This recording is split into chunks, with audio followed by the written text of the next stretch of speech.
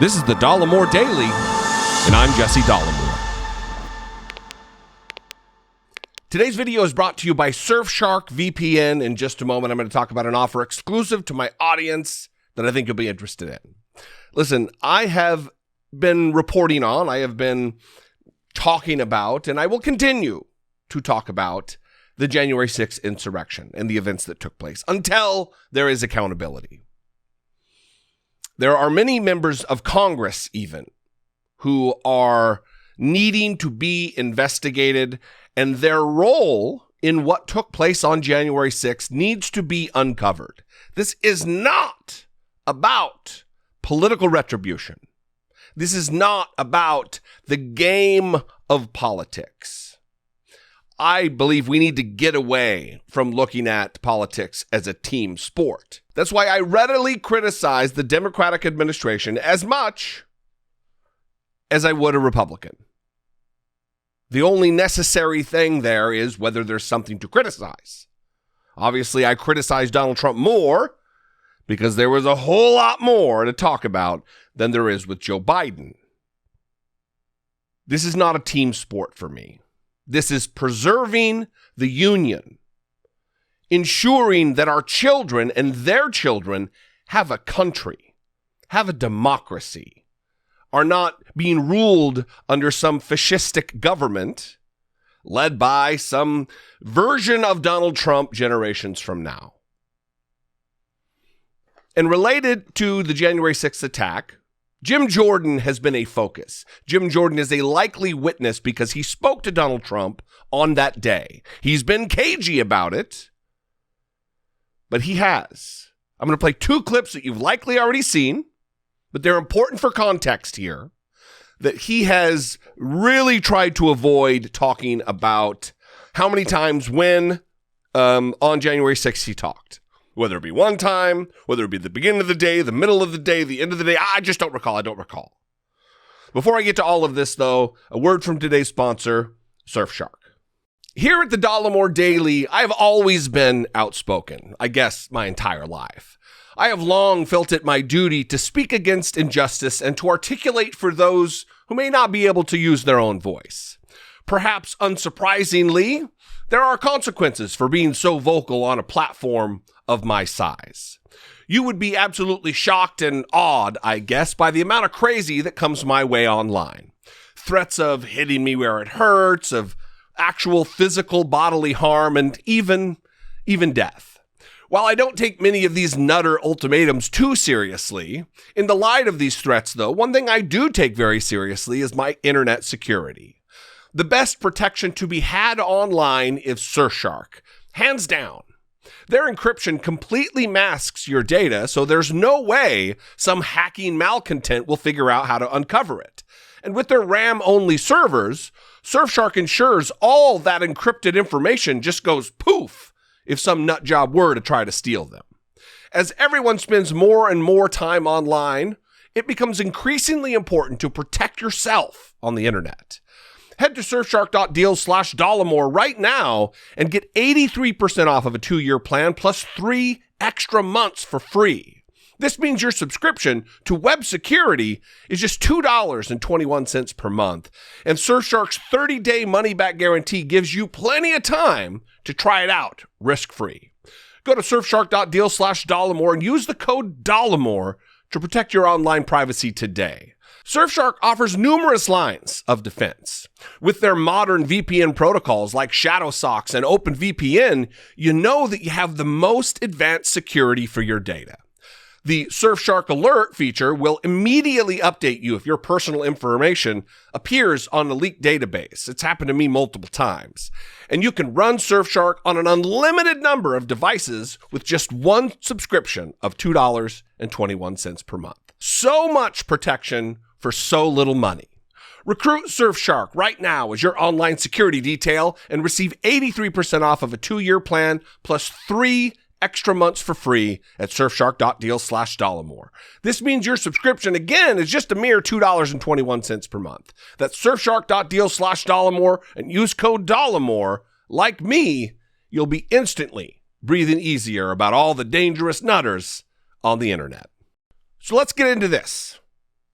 Jim Jordan, in July, the end of July, had a conversation with Bret Baier at Fox News, the news channel, where he stumbled and fumbled and couldn't find his ass with a microscope, trying to talk about or answer the question of whether he talked to Donald Trump and when.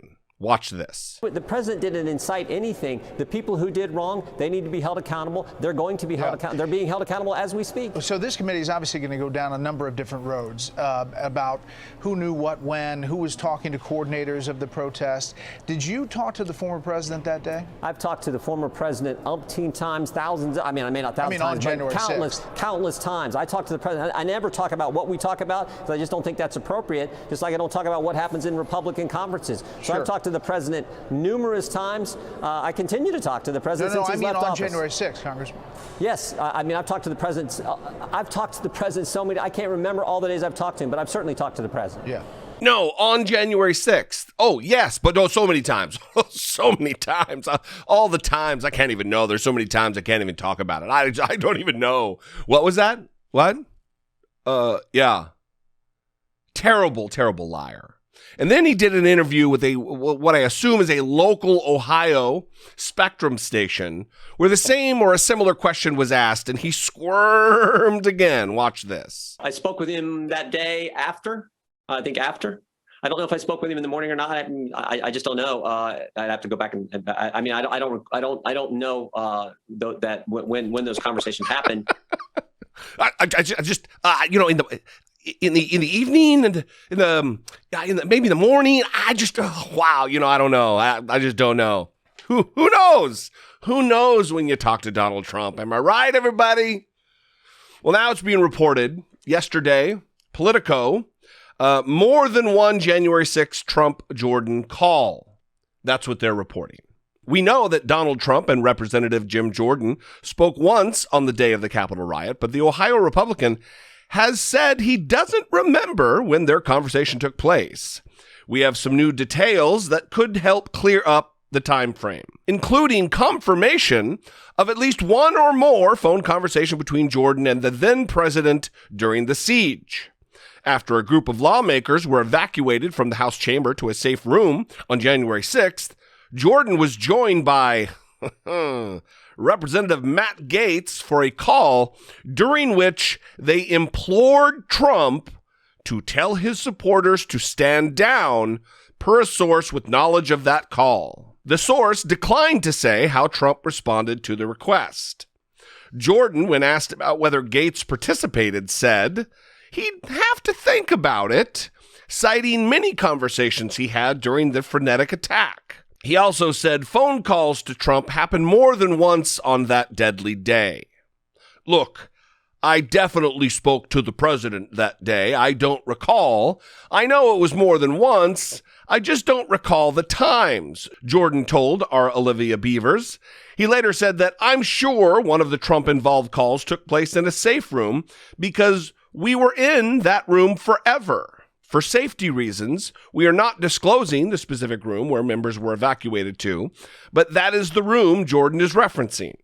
Jordan would not get into the specifics of what he discussed with the president, though he said that, like everyone, he wanted the National Guard to get involved. A spokesperson for Gaetz, who has supported Trump's decision on January 6th, said, quote, Congressman Gaetz speaks with President Trump regularly and doesn't disclose the substance of those discussions with the media. Jordan has previously disclosed that he spoke to Trump on January 6th, but not the existence of more than one call on the day, a rare piece of new information on the former president's moves during the riot at a time when House Republicans are loath to discuss such specifics. Trump-Jordan discussions are likely to be of keen interest to the Democrat-led Select Committee on January 6th, which is expected to soon seek phone records of members of Congress themselves in its probe. Now, this is important because as we get closer, we're finding more out. As we get closer and subpoenas are coming out, he's going to have to start revealing the details of what went on that day because we're going to find out anyway, and it's going to paint him as the liar that he is. Complicit in the planning and then panicking as it actually started to carry out. That would be my assessment. Do I know? No, I don't know. But if it's in line with Jim Jordan's behavior and any other element related to Donald Trump and the presidency of Donald Trump and the criminality of Donald Trump and the corruption of Donald Trump and the complicity of Donald Trump and the authoritarianism of Donald Trump and the fascist rule of Donald Trump, then Jim Jordan's playing a role. He has been the obstructionist elf for Donald Trump on Capitol Hill. We need to know more. That is why the Select Committee needs to be allowed to do its work.